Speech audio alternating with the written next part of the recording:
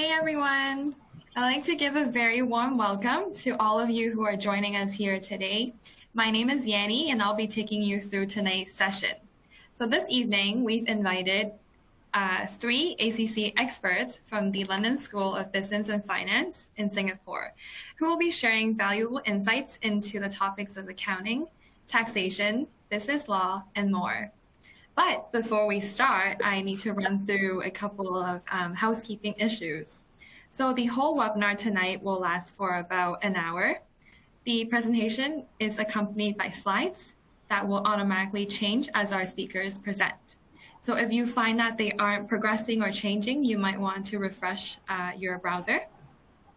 Throughout the session, if you have any questions, we'd be delighted if you can post them in the chat box. So we will actually answer them at the end of the open Q&A session. We'll do our best to tackle them if you have any doubts or comments, but do feel free to post them. We will see them throughout the session. You can enlarge the slide area of your screen by grabbing the bottom right-hand corner of the screen to adjust if you feel that they're too small. Or you can actually download the presentation slides as a PDF by clicking the resource area to the left of your screen. All right, so let's start. For those of you who don't know LSBF, LSBF is known as the London School of Business and Finance in Singapore. So it was founded in 2011, and it has seen an exponential growth over the last 10 years, establishing campuses in both the UK and Singapore. LSBF in Singapore is a platinum approved learning partner, which I think most of you know that this is actually the highest and most prestigious form of recognition of a tuition provider's quality and success in teaching and supporting students through their ACCA qualification. So before I introduce the speaker, I want to let you know that I will be posting, having some polls throughout the session. So if you do see any questions on your screen, I want you to answer them on the screen and submit the answer so we get an idea of who you are and where you are and where you're at. So do participate if you see a poll on the screen. So let me introduce our speakers. We have, number one, we have Yvonne. So Yvonne is the ACCA tutor at LSBF Singapore, the head of School of Professional Education. She is a chartered accountant of Singapore, accredited tax practitioner, and a fellow member of the ACCA. In her career, she specializes in conducting quality tuition for the Taxation Singapore and Advanced Taxation modules under the ACCA qualification. In class, she is well known for her diagrammatic methods of delivering tax concepts and her dedication to helping students pass the ACCA taxation modules. Next, we have Ramesh, also an ACCA tutor at LSBF Singapore. Ramesh holds a Bachelor of Laws from the University of London, and throughout his 25 years of teaching career, he has lectured in reputable colleges in both Singapore and Malaysia. His strengths include making law subjects easy to understand with charts, mind mapping, and past year analysis. Last but not least, we have Dr. Nisha. So Dr. Nisha holds a PhD in corporate governance and valuations. She has expertise in corporate governance, financial analysis, balanced scorecard, risk management, and fraud protection. So she has been training professionals and leaders in the field regionally in countries such as India, Japan, Sri Lanka, Thailand, and more. Okay, so here are the speakers of tonight. So we do have a poll here for you. We would like to know where you are currently based. So if you see the poll on your screen right now, please go ahead and select your answer and then click submit. So I'll give everyone a few seconds to do that.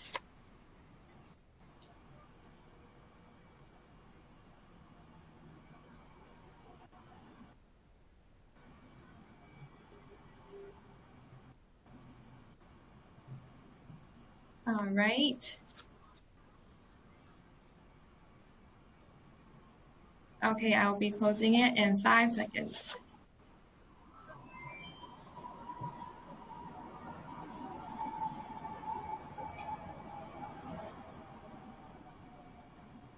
Great. Okay, we see our audience here. We have a lot from Malaysia and India, and other ones are quite, okay, we have people from Pakistan, Singapore, Indonesia. Welcome all of you. All right, let's jump into the Q&A session. So this Q&A session, I will be directing specific questions, frequently asked questions to each ACCA expert. So the first question I would like to direct to is to Yvonne. So Yvonne, exams are very stressful to students, and due to stress, students make many mistakes.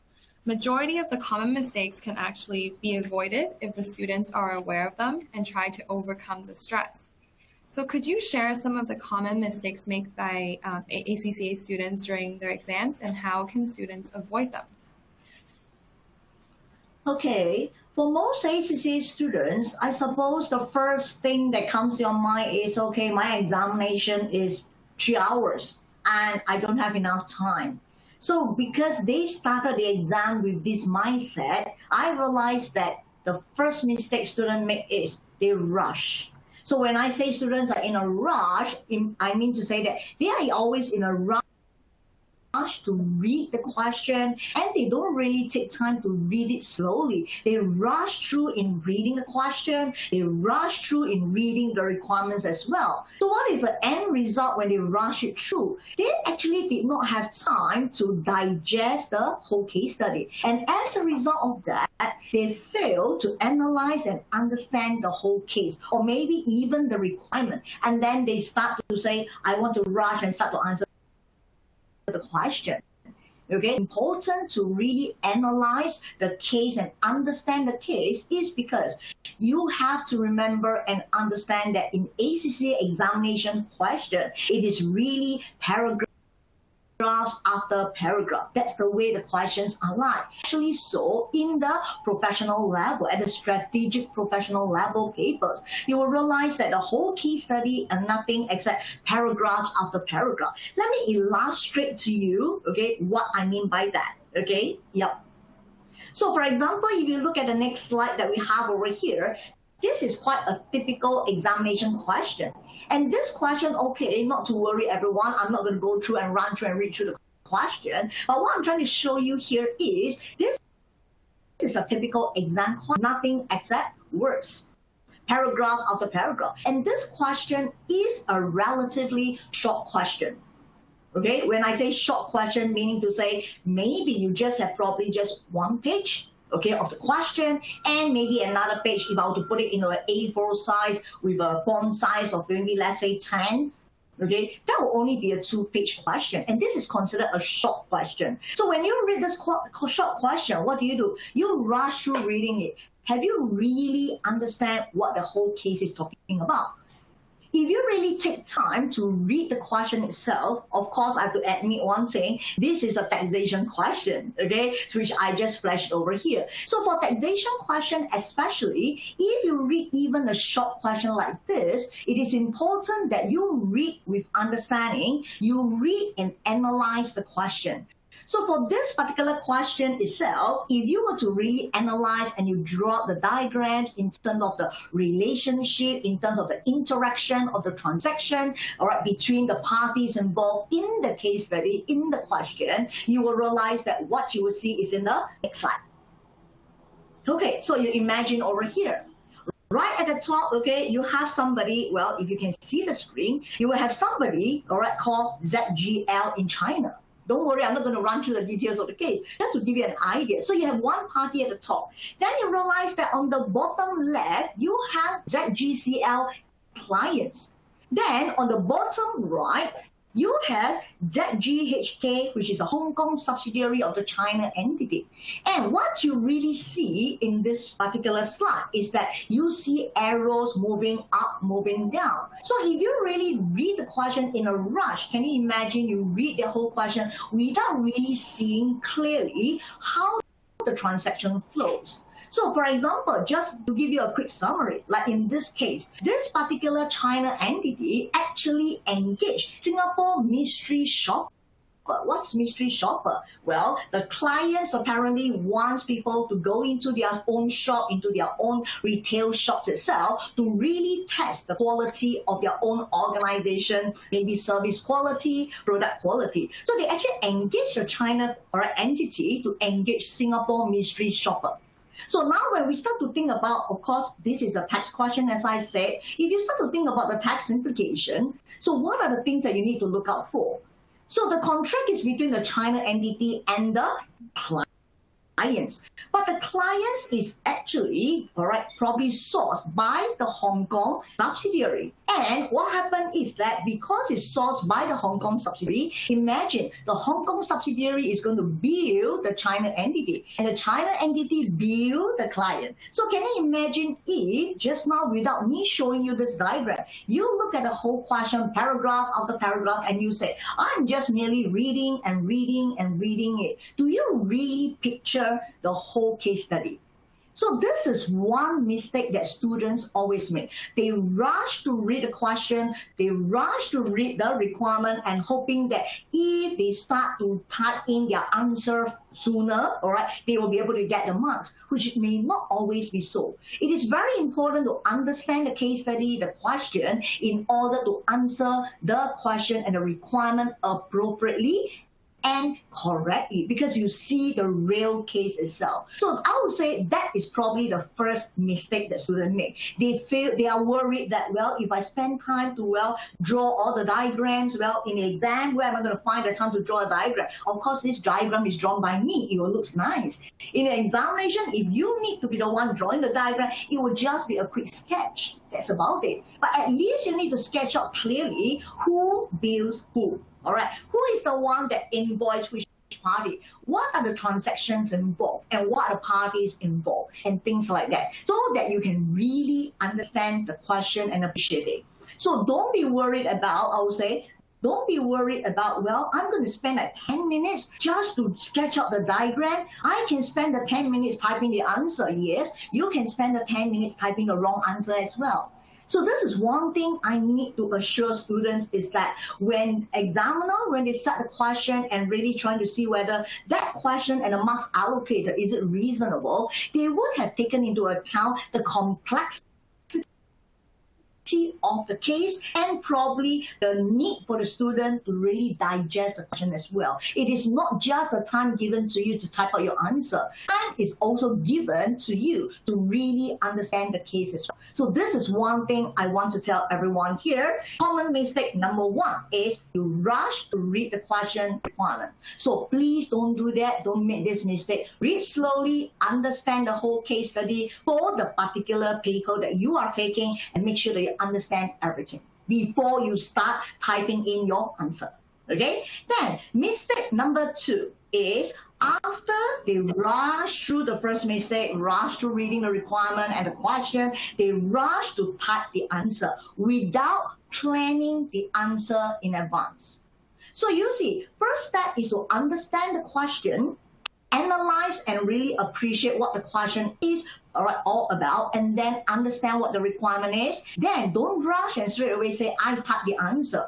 Plan your answer. So when I say plan your answer, what are the things that I would usually propose? Okay, so you need to actually make sure that the approach to your answer is appropriate. So for my paper itself in taxation, usually, I would strongly propose to the students that for every requirement, you must make sure you have headings. And usually, where are the headings? What should the correct headings be? I would say the heading is actually the requirement.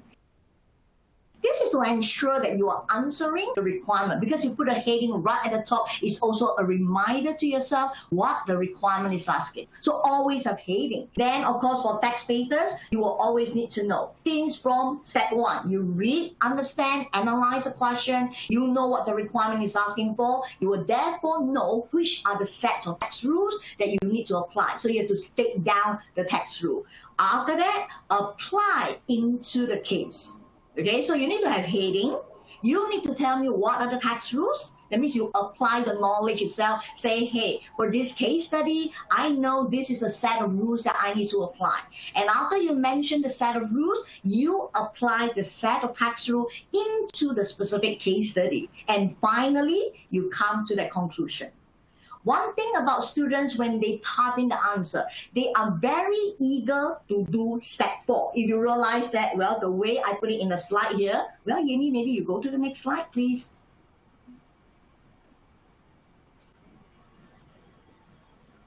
No, I think there was one more slide. Common mistake number 2. Is it that? Yeah, this one.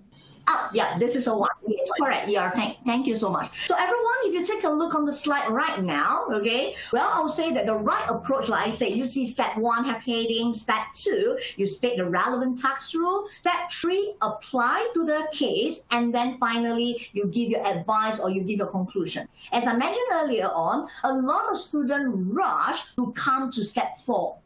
Okay, to come to a conclusion, okay, maybe for taxation paper, if it's an income, you want to come to a quick conclusion, is it going to be taxable or not taxable? Okay, something to that extent.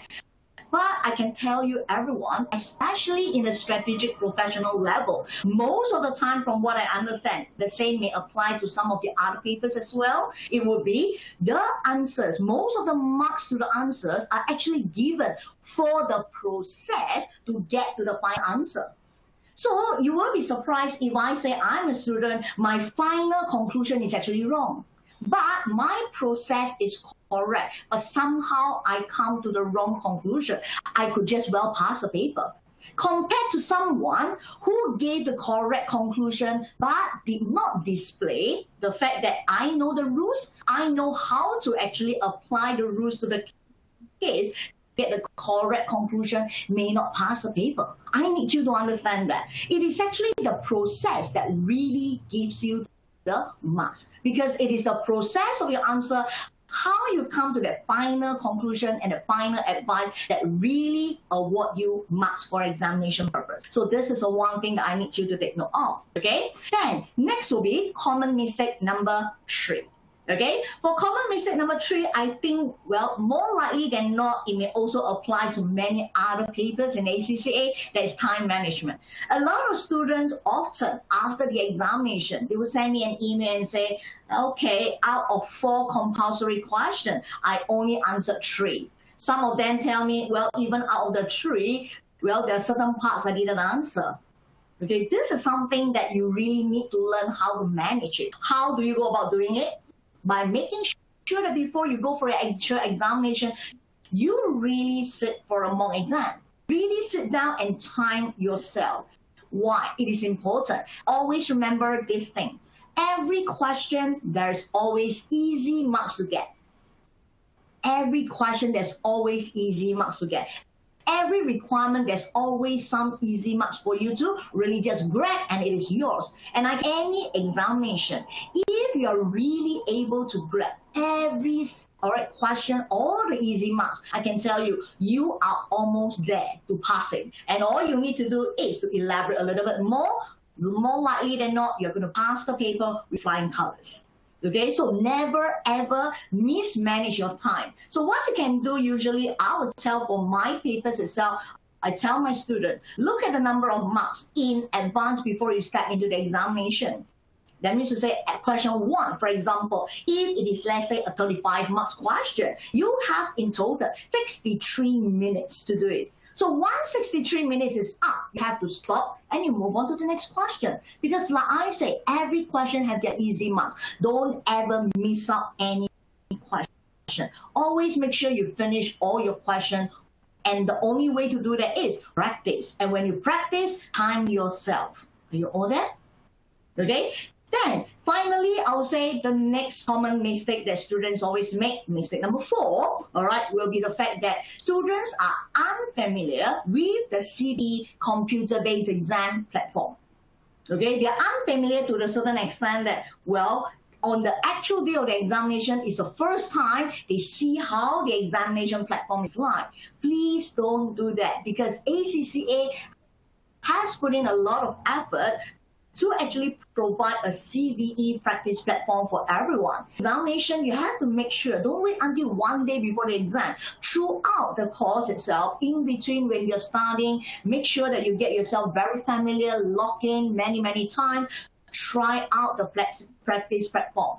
In the event when you say, okay, when I go in and try it out, what are the things do I want to look out for? Look at what are the examination instructions.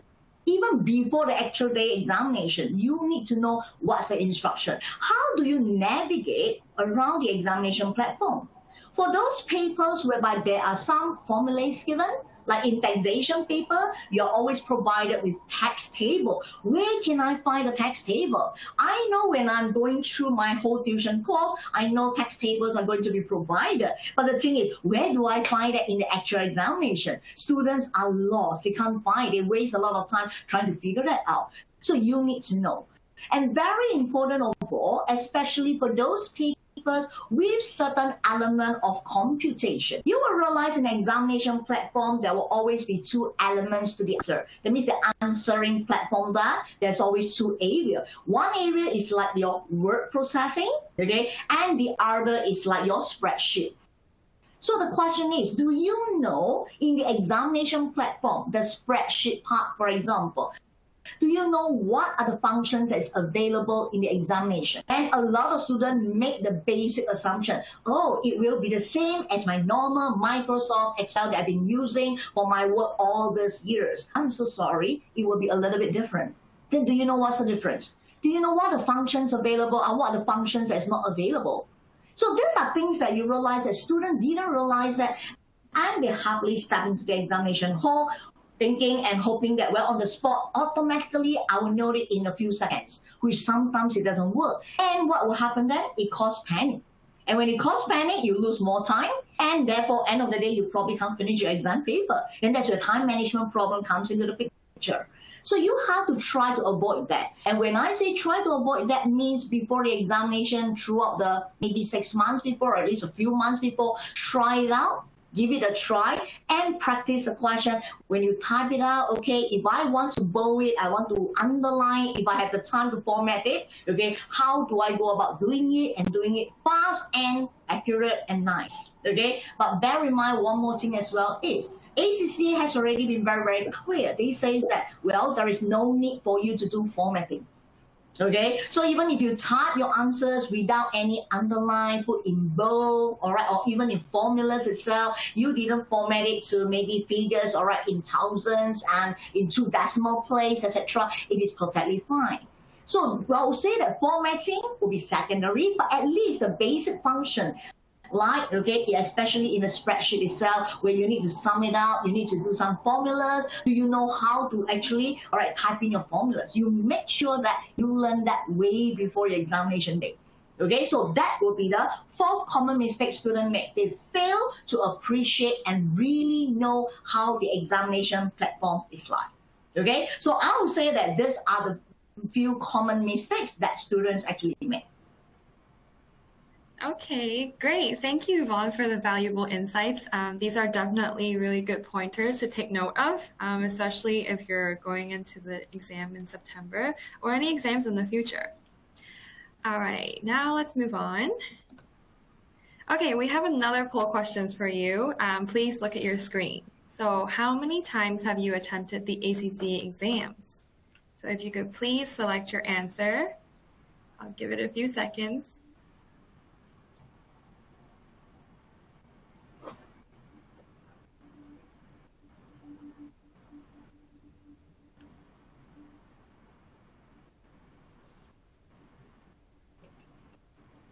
All right, I will end it here. Let's see the result. Okay, we have majority of the people here have taken one, and the other half haven't taken the exam. Okay, that's really great. All right, next. So I would like to direct this next question to Ramesh.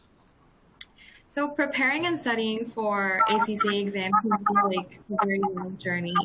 Everyone has moments where they feel very overwhelmed and they feel like they'll never qualify. So what are some techniques or tips that you can share to our audience here for doing well in corporate and business law papers? Hey, hi guys, Ramesh. Okay, many will tell you this paper is tough. Okay, let me give you a very brief insight on this paper. This is supposed to be a Singapore variant paper, corporate and business law. Now you have got 5 modules in this paper. One will be the Singapore legal system, which is supposed to be the parent law. Without that, you can't embark into any other modules. Then comes law of obligation. You will have 2 modules there. That will be the law of contract, and the other one will be the law of tort. Contract is about buying and selling. Tort is about negligence or reckless that you should not do or ought not to do. Then I'll go into corporate world. That will be your sole proprietor business, partnership business, and company law. Now, many will discourage you saying that this paper is tough. I failed many times and all that. Probably they don't know the secret of passing of this paper. This paper is actually, to be very honest, I don't want to misrepresent to you. It's a tough paper, bulky, but not a difficult paper to pass and score. All right. Now, while doing this paper, you will find 3 barriers. One will be the memory barrier. The other one will be of course, the writing skill. The third one will be the comprehension. Now, I'll teach you how to overcome this when I conduct my class. Now, for the moment, just go into the exam focus. Now, this paper has got 2 parts. One will be section A and section B. Now, section A would be objective. Of course, in academic term, it's called multiple choice question. All right. You got 70 marks there. You got 2 types of question. One would be 2 marks, which is 25, and you got 20 questions for 1 mark. All right. Now, the shortcut here would be, should you be able to attempt the 25 question with 2 marks, you already got 50. Your passing is 50. You already passed the paper. Okay. That's what people will tell you. No, don't believe. Why? The rubric of the paper means the front cover of the paper makes it very clear that both section A and B must and ought to be attempted. Meaning, the examiner has the right to fail you should you only attempt section A and not section B. Now, what is section B? Section B would be multiple task question. Simple English, problem solving. They'll throw you 5 problems, 5 scenarios. Usually, the examiner's pattern would be 3 company law, 1 contract, compulsory. 1 would be either partnership or tort on choice. Okay? Now you're given 3 or 2 choices of question to answer, A, B, or A, B, C. All right. Students will have a difficulty of writing skill here. Okay, now how I'll overcome this in the class now. If you were to attend my class, this is what I will do. I will lecture. Basically, that's what I do.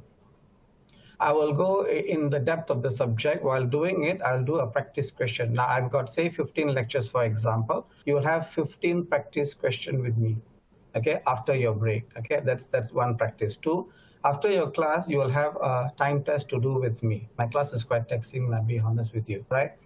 Now, every class I'll attempt a pass here. Either multiple choice or a few multiple task questions, all right?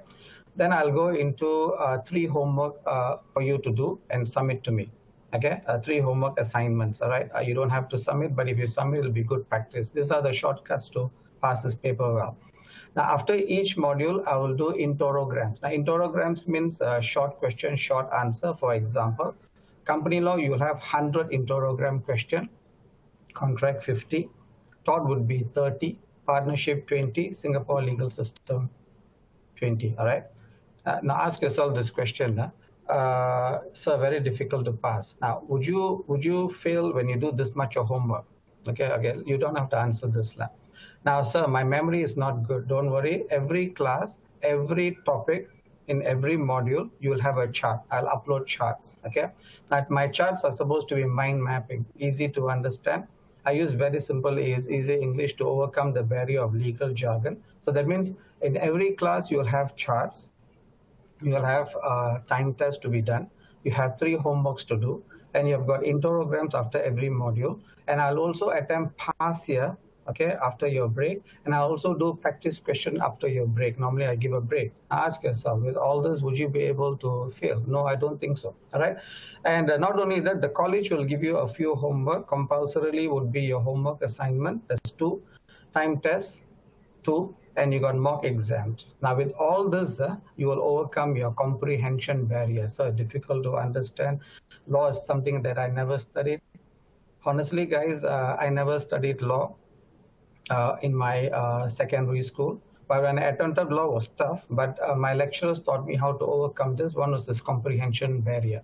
Now, I had an English problem because I'm from a Tamil-speaking background, from a very poor background. And everyone discouraged me. Ramesh, I don't think you can make it. Your English is poor and all that. Then only one lecturer told me, no, Ramesh, it's not your English. It's not that I want to eat an apple. It's actually about the legal jargon. Now, what is legal jargon? For example, I would like to sue you, simple English. Now, in legal jargon, which means that me, will be plaintiff or claimant, you will be the defendant. Now, the suing will be replaced by the word commencing legal action. So what will happen here? The plaintiff commencing legal action on a defendant. Okay, in simple English, I'm suing you. Okay, so that's why I realized, oh my God, actually it's not so difficult. And then of course, you got to encourage yourself. Like, don't listen to all this negative talk. I failed a few times. My lecturer is not good. My college is not good. The subject is tough. Don't do it and all that. Don't believe all this. Okay. Now, while doing this, what must you memorize? Okay, this is your memory barrier. Every time you attempt a question, especially on multiple task question, you need to memorize case laws. All right, now what is a case law? Remember just now I just said I'm suing you and you're suing me. Example, in Singapore, there's a very famous case called Sunny Ang versus Public Prosecutor in 1963, where Sunny Ang was charged for murdering his girlfriend, a simple story, in an island called Pulau Dua while scuba diving. Now, they found him guilty and sentenced him to death, but somehow or other, there was no evidence that he killed. Okay, the only evidence that they had was, it's called the circumstantial evidence, meaning there was no dead body. Okay, there's no murder weapon, no fingerprints. Okay, now these are the case law and facts that you need to remember. This is called citation of case law. Now, what is a citation of statute and section? For example, section 156, 157 of the Companies Act, chapter 50. Section 156, 157. The statute would be Companies Act, chapter 50. This is called citation of statute. You have to remember this too. Now, so how would I remember? You must make the attempt to memorize. So what will happen? I will upload charts, okay, on mind mapping, easy to memorize. And you have to also memorize legal jargons, as I just mentioned just now, plaintiff and defendant, and point of law.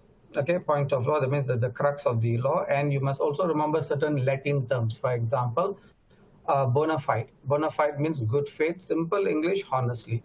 As opposed to that would be mala fide, which means dishonestly or bad faith. These are the legal jargons that you have to remember. So it means on the overall, your memory can be overcome by charts, okay, where you have to memorize citations of case law, sections, statutes, equitable maxims, point of law, definition. We can overcome this, okay? You need to make some effort. I'm going to use charts. Now, when it comes to comprehension, you'll be doing interrograms and you'll be doing time test, practice question, homework assignment with me, past year attempt question with me, and the college homework assignment, time test, and mock exam. Now ask yourself, you think you can fail this paper? Not really.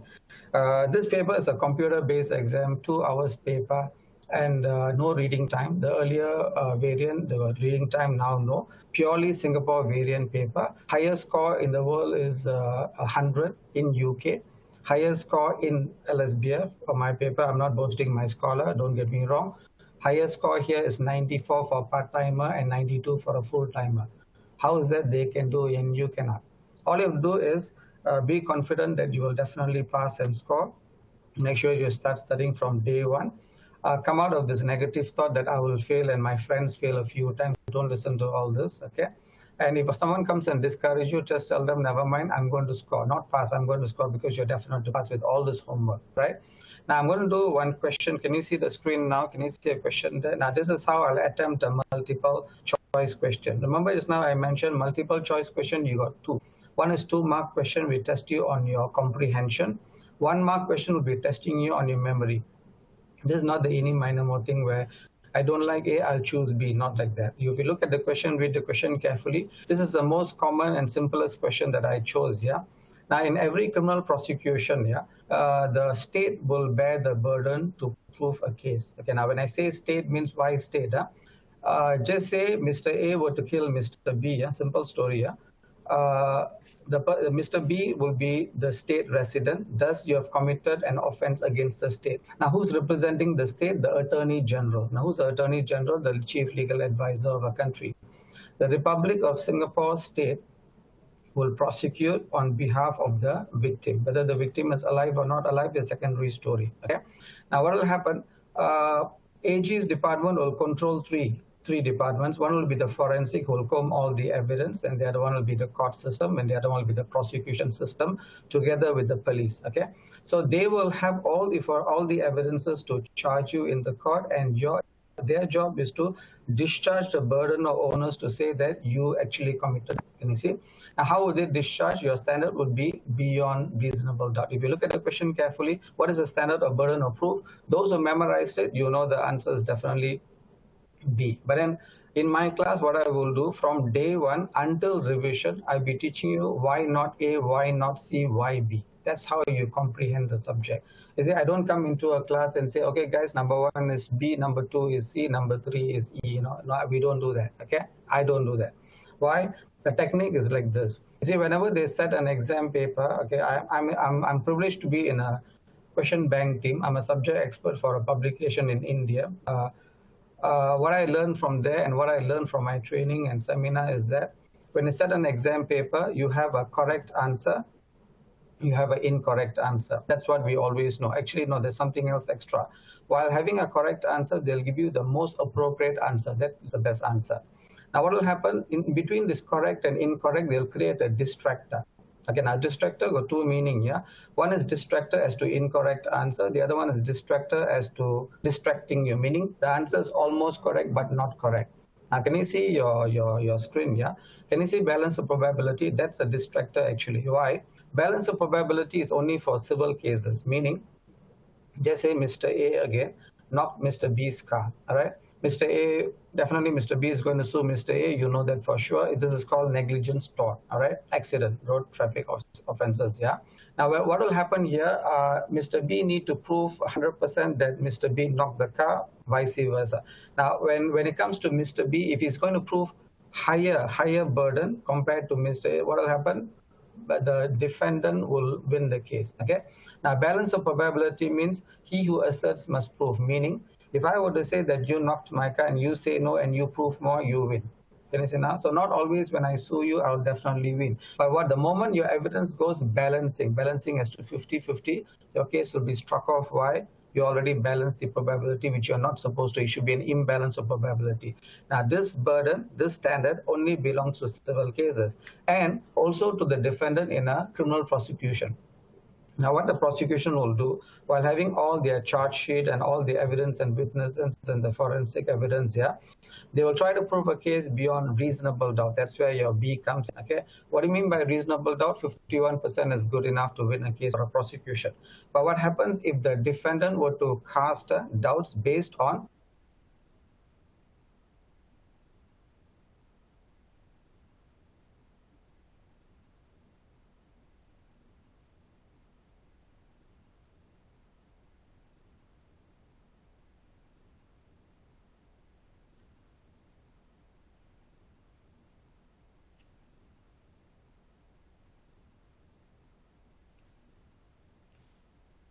I think Ramesh is frozen.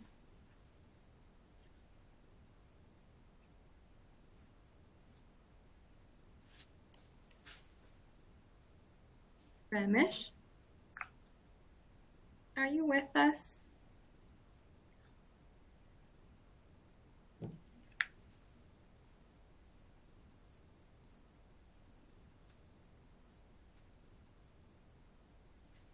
Okay, no worries. Ramesh will be back. Okay, we will go to the next question in the meantime. All right. So the next question I will direct it to Nisha. Ramesh can come back after to finish his point. Okay, so a common question that gets asked is how long does it take to obtain the ACCA qualification? This really depends on the study mode and study pace of individuals. So, Nisha, which mode of preparation would you recommend to students? Is it face-to-face tuition, online tuition, or both?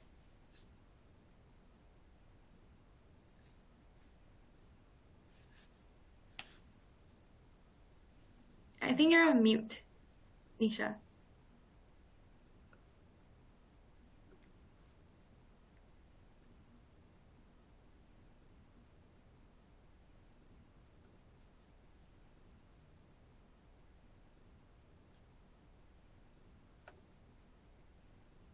Yeah, can you hear me now? Yes.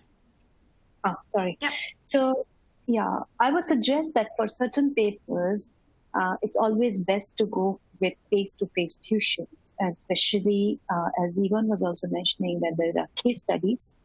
Students need to analyze the case studies with some critical thinking, right? And especially when I am teaching strategic business leader paper, there are multiple concepts which are applicable to one case study.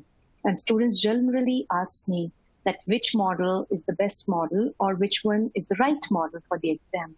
So but I normally tell them that there is no right or wrong model for any question, because strategic concepts and the way the leaders deal in the boardroom, right? So if they're sitting in the boardroom, they may have different views on the same strategy or same decision.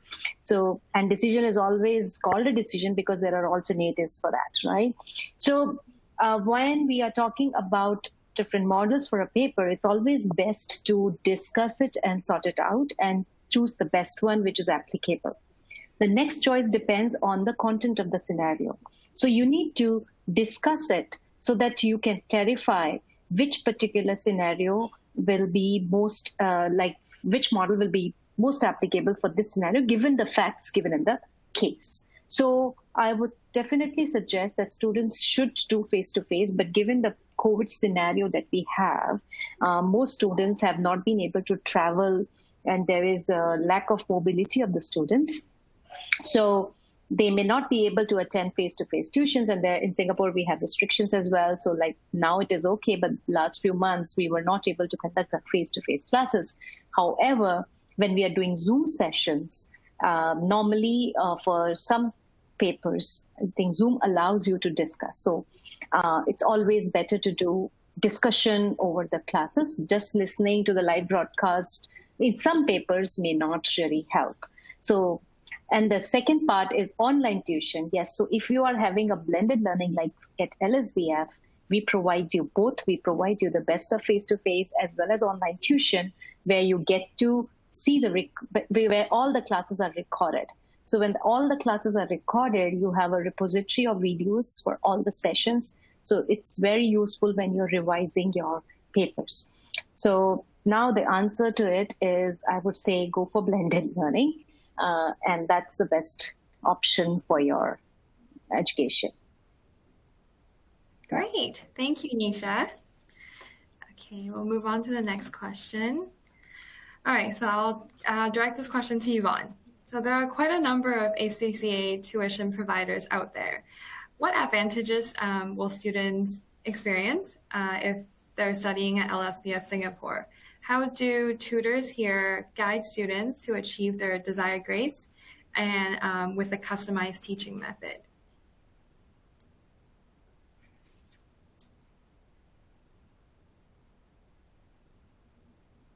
Yvonne?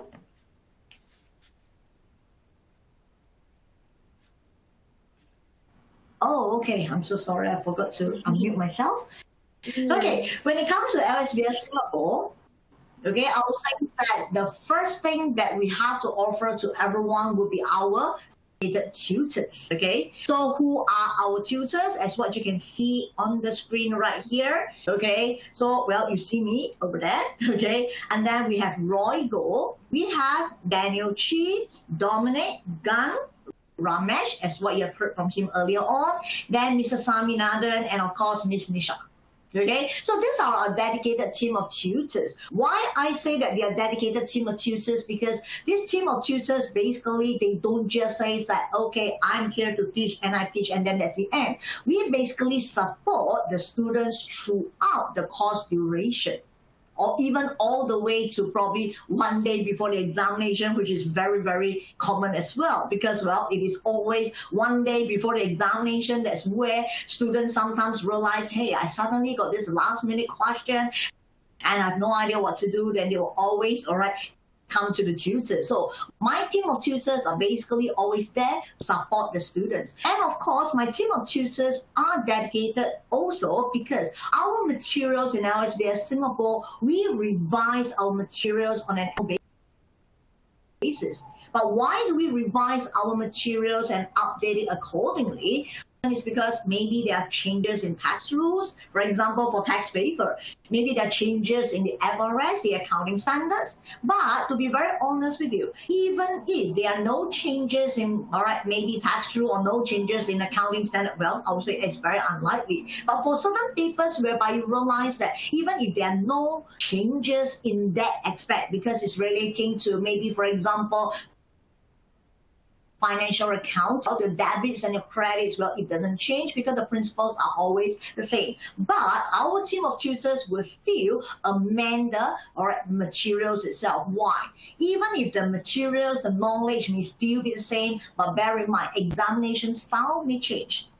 So as a result of that, okay, you realize my team of tutors will always look at, okay, what is coming out in the last, all right, what will be coming out in the next examination question, all right, in terms of the exam question, what is it going to be like, okay? So we will actually try to see what are the changes that have been made by ACCA, not just in terms of the syllables, but at the same time, we also look at the examination approach, the examiner's focus. So as a result of that, we will always be perpetually changing our materials on an annual basis. This is to ensure that we don't use bad materials that could probably be like 2-3 years ago, okay, which, well, I wouldn't say that they are outdated, but we will always make our revision to make sure that it is suited for the next upcoming examination. So I would say my team of tutors, we are perpetually on an ongoing basis doing that. And of course, not forgetting, throughout the course itself that we have in LSBF Singapore, we will also be monitoring the progress of the student. How do we monitor?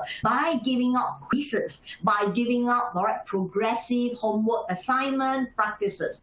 This is to ensure that students, as you move along with us in the course itself, well, you start to learn topic 1, topic 2, you get some quizzes on the first few topics. We have to make sure that, okay, you are clear on those topics. So if we start to realize that, well, the answers that we get back, okay, from the quizzes, from the homework assignment that the students submit, we realize that, hey, I think this student is struggling with this topic. We will be able to identify that, and we are always going to give feedback to the students based on their script. So we do mark your scripts, by the way. If students willing to submit your scripts to us, we are willing to mark your scripts, and we'll give you not just marking in terms of your marks itself to tell you how many marks you score. Well, I'll say as a practice, that is probably one aspect of it, but what is more important is we want to give you comments. What could be the issue in your answer, or what is the trend that we start to see in your answer? From there, then that's where you learn as you progress along the course with us.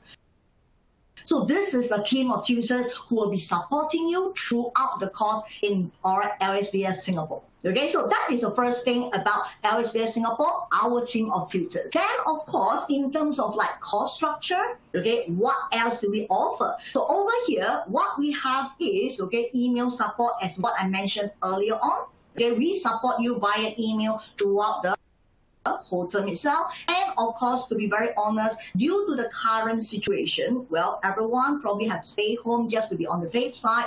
So what happened is my tutors will also offer students, well, that is during the duration of the course, the tutors will actually mention, like myself, I will tell my students, if you have any question, you send me email. Sometimes you find that it's a little bit difficult because it's like a one-way type of communication. You send me an email and then I send it back to you, a reply. So sometimes students want some form of interaction.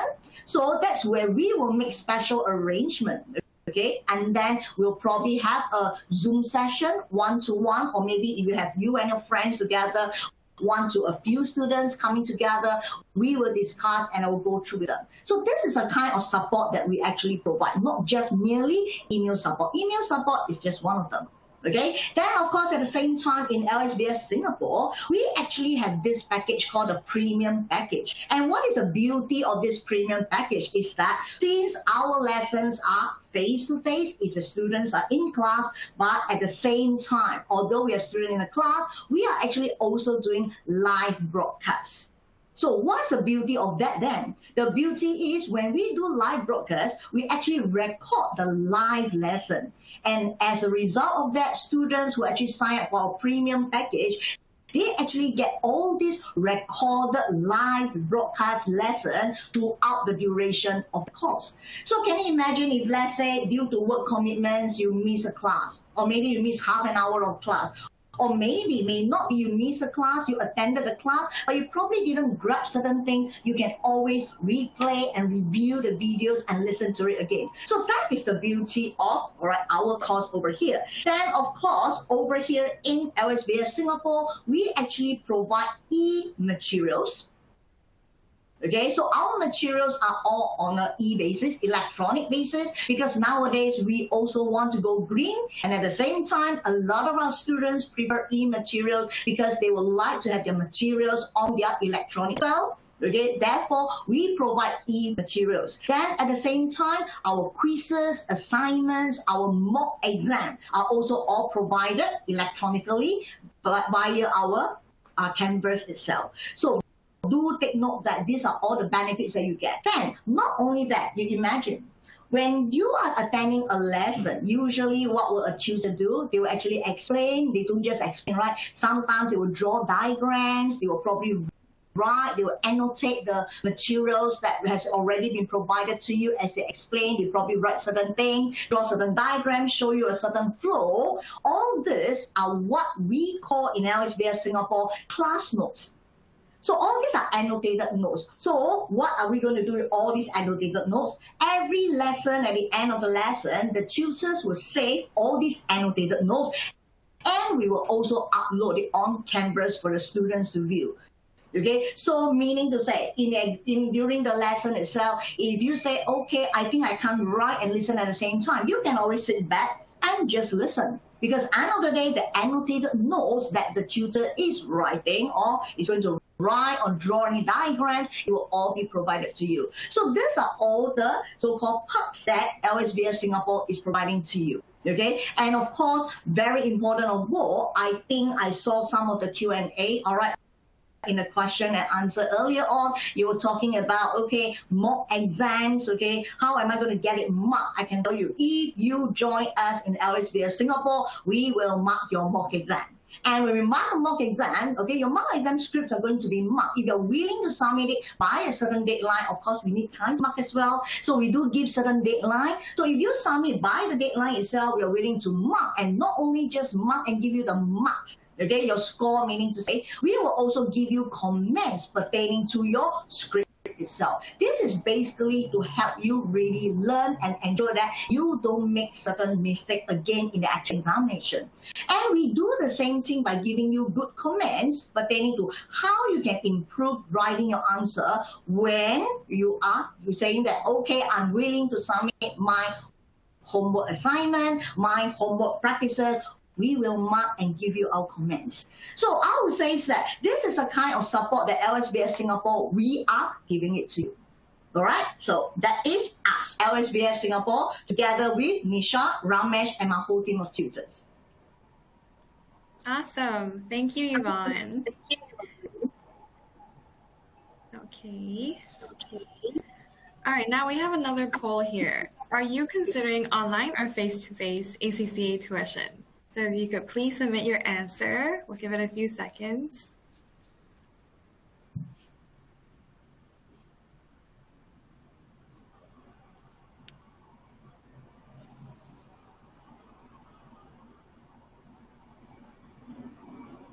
Okay, great. I'll be closing it now.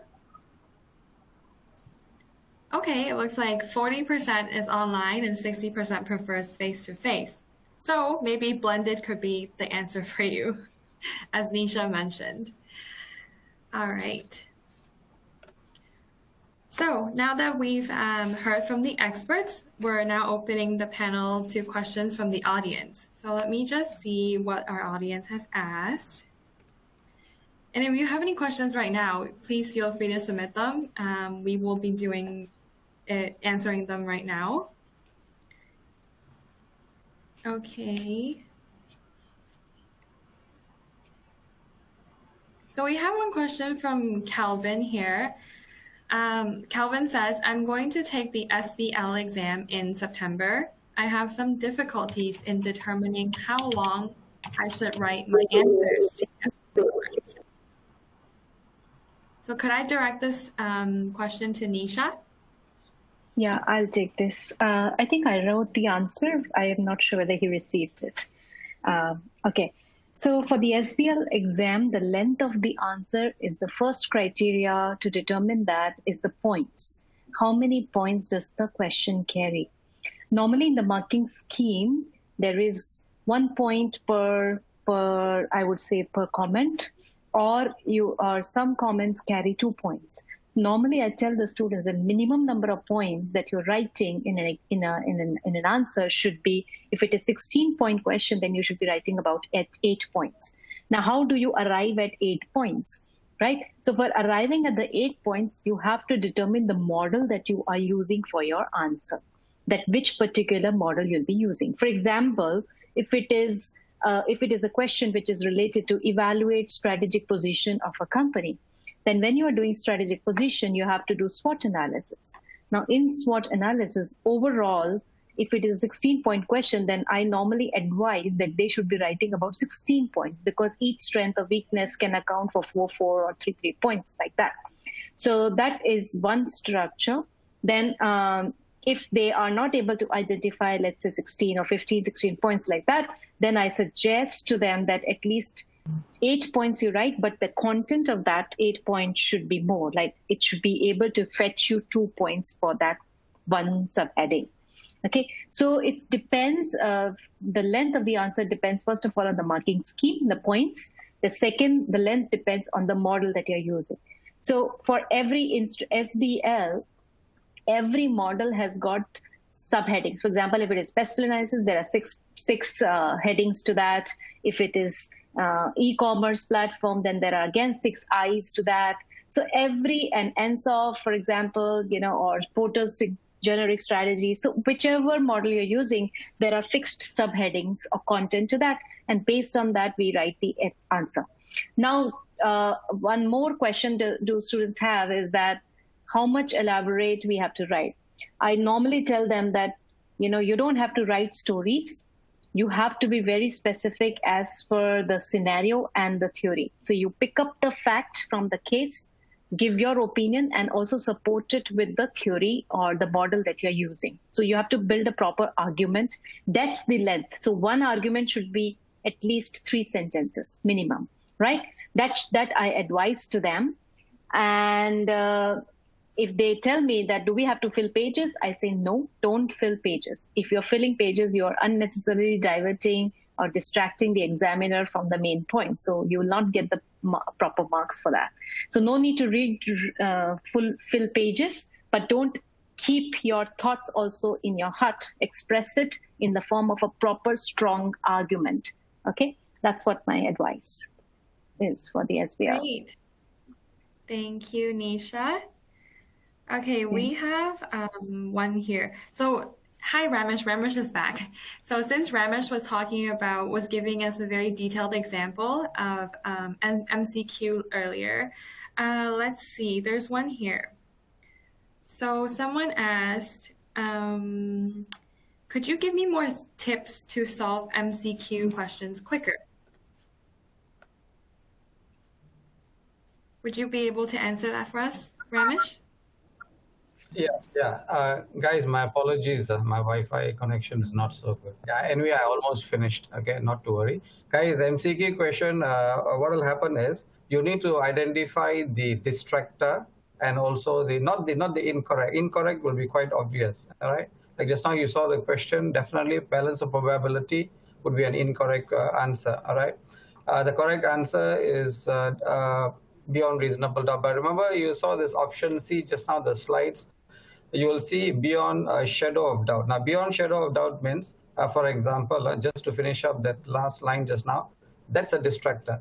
Okay, why? You can actually prove a case 100%, but then whatever it is, evidence will only prove 99% by theory. So your job is to, when you attempt, only for law paper, I speak for myself for the law paper, should you have the correct answer and most appropriate answer, please go for the most appropriate answer. For example, what's the highest superior court in Singapore? Now, superior court earlier in Singapore is known to be the Supreme Court, and today is known to be the Court of Appeal. Thus, Court of Appeal will be the most appropriate. Supreme Court is the correct answer. Okay, so identify the very thin line between this correct and most appropriate answer. Secondly, should there be an incorrect and a distractor? Identify distractor. Distractors are basically almost correct answer, but not correct answer, like just now. Balance of beyond reasonable doubt is a correct answer, but beyond shadow of doubt is also a correct answer, but it's a distractor, and it doesn't happen in every case, right? So whenever you attempt a MCQ question, let it be 1 mark or 2 marks. Okay, normally what this examiner will do, I used to be in certain exam think tanks. They'll purposely give you 3 distractor, 1 correct answer. Now that shows your comprehension actually. Okay, if your comprehension is sound, you don't have to even look at distractors or incorrect and whatnot. You'll get your answer correct. Okay. Now all you have to do is this: always learn how to identify. My last line. Always learn how to identify the incorrect and the distractor. You'll get the correct or the most appropriate. Of course, correct and most appropriate. You'll go for the most appropriate essay. And this will only come through practice, not overnight. So should you attend my class, should you attend and attempt all these questions in my class, you got enough questions to practice where you are definitely going to score. Otherwise, every MCQ in ACCA for LW, corporate and business law, you're only given 1 minute, right? Take it from me, yeah? There are times you can even answer a question within 10 seconds. If your knowledge is sound, you do your daily routine studies with your proper schedule and timetable and whatnot, come for class properly, and you're able to practice a lot of questions in class and also pass here, there's no way you won't be able to identify. Now, another problem that you may face is your multiple tasks.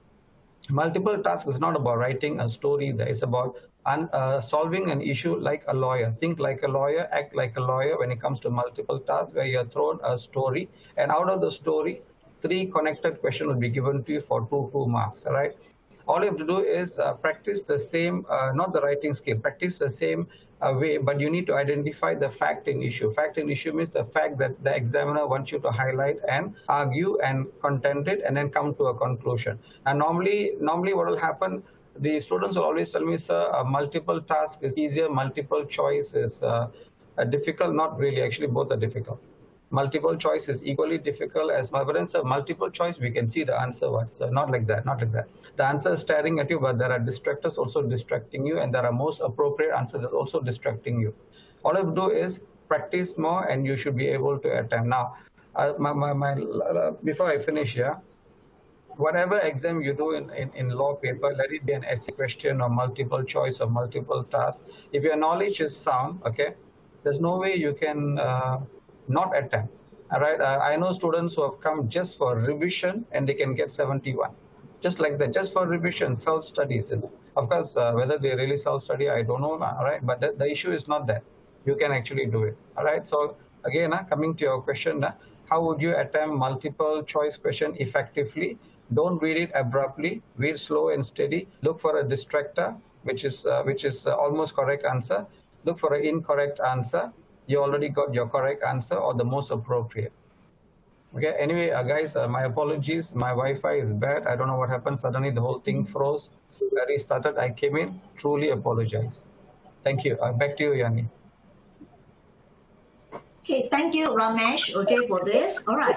Maybe let me just wrap up a little bit over here, okay, because I see quite a couple of questions, I suppose, okay. Let me first of all just let you know, I think there's some questions pertaining to the course that LSBF is providing. First of all, LSBF Singapore, we provide for every single paper in the ACCA syllabus. So every paper, all the skills level paper, we do have courses for that. And there's some students who's asking, is there a possibility of offline classes? By the way, our classes are all online, but like I said just now, it may be a face-to-face class, but at the same time, during the face-to-face class, we have live broadcast. So when we have live broadcast, if you sign up for the premium course, apparently it will all be recorded and you will get all the recorded lessons. So effectively, in that sense, it can be an offline course as well. So I will encourage you to come on board, find out a little bit more about our premium package, and I'm sure it will suit your need for an offline class as well. And I think there's also a question pertaining to what kind of variant examination LSBF offer. Basically, LSBF itself, when you talk about variant paper, there's only 3 modules that has variant paper. That is the taxation module. Taxation module, we have Singapore variant. Advanced taxation is also Singapore variant, and law paper will be Singapore variant. The rest will generally be international paper. Okay, so that's for you to take note. Then at the same time, I think there's some questions pertaining to how to prepare the fact that nowadays there's always this COVID-19 going around, how to prepare for examination. Be prepared in terms of getting yourself very well equipped with computer-based, and at the same time, from the computer-based exam, once you're well equipped with how computer-based exam is like, that's where you can move on to consider a possibility of taking your examination, what we call the remote exam, which ACCA is launching. Do approach ACCA itself in your own country, or if not, do take a look at ACCA website. They do provide information pertaining to remote examination. Okay, back to you, Yenny. All right, I'm so sorry, guys. As much as I hate breaking things up, we're running out of time and I have to bring things to a close. So I'd like to thank everyone who stayed here until the end of the session. We do have a little special surprise for you. So if you are considering tuition support, we do have a special offer if you register and reach out to us before the 26th of July.